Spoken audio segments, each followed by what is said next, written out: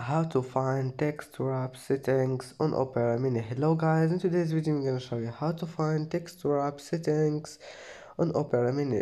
First thing we're gonna do is go to Opera Mini and then go down, click this one, click on it, and then click settings, and now go down until you find here this one, page layout, and click on it.